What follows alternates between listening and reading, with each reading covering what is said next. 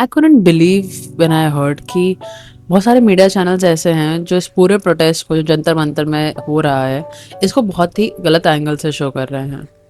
So I checked it myself and found out कि पूरे के पूरे media houses are not to blame here.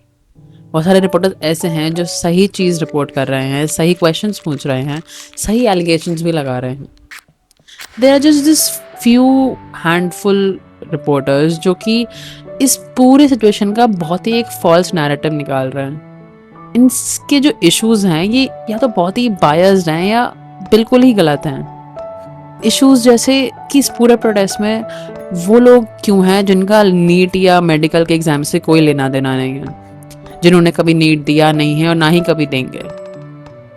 Protest में इस कंडीशन से लोग इन्वॉल्व नहीं होते हैं कि उनको इस चीज़ से इम्पैक्ट हुआ हो.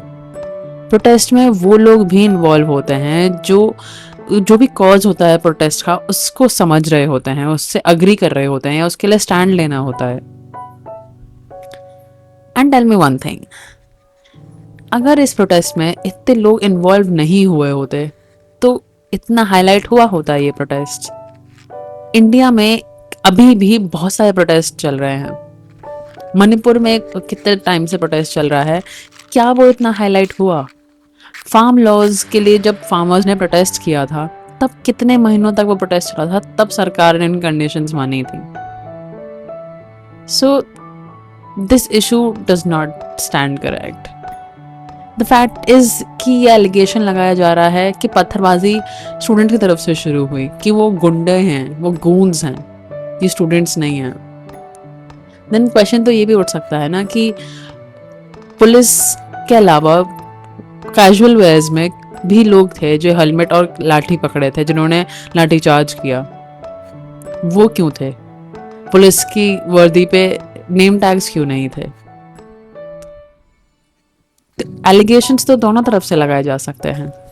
द फैक्ट ही ये एलिगेशन लगाया जा रहा है कि नेपाल और इंडिया कंडीशंस एक जैसी हो गई हैं एंड प्रोटेस्ट में ये बात आ रही है कि स्टूडेंट्स कह रहे हैं कि इंडिया को हम नेपाल बना देंगे if the conditions are not met. एक सिमिलैरिटी जो दोनों सिचुएशंस में है कि नेपाल में भी यूथ खड़ा हुआ था अपने देश के सुधार के लिए और इंडिया में भी यूथ खड़ा हो रहा है. बट इंडिया नेपाल बन जाएगा जब कंडीशन सेम नहीं है, अपब्रिंगिंग सेम नहीं है, डिमांड सेम नहीं है. Then this seems like a far cry. Allegations जैसे कि 50 पुलिसमैन गॉट इंजर्ड बिकॉज बच्चों ने पत्थरबाजी शुरू कर दी थी.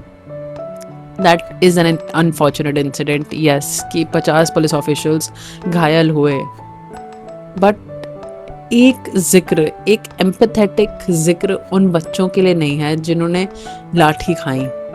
12, 13, 15, मतलब इतने छोटे छोटे बच्चों ने वो लाठियाँ खाई हैं, चोट लगी है.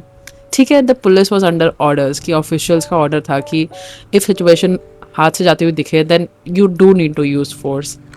But you can feel bad for the kids, you can feel कि हाँ उनको चोट लगी होगी. वो मेंशन नहीं हो सकता था. मुझे ऐसा लगता है द रीज़न वाई हमसे पहले जनरेशन को इतनी प्रॉब्लम हो रही है इन सबसे is because they accepted the fate कि हाँ हमारी देश ऐसा ही है. They used to certain groups and कभी कोई सरकार ही कभी किसी मिनिस्टर की बुराई कर ली and they were completely fine with it. The fact कि हमारी जनरेशन उठी है कि नहीं ये हमारा देश है एंड इसे हमें ही सुधारना है, ये थोड़ा सा टाइम लग रहा है इन सबको एक्सेप्ट करने में. It takes courage, it takes spine to do this, what our generation is doing, and it is doing amazing in this regard. बात इसको एंटी नेशनल कहा जा रहा है and this is peak nationalism, जहाँ पर सब एक हैं, कोई भी किसी भी बेस पे कोई नहीं बट रहा है, ना धर्म पे, ना जात पे, ना जो भी किसी इशू पे. सब एक चीज़ से ले खड़े हैं, कैसे एजुकेशन सिस्टम को बेटर बनाना है.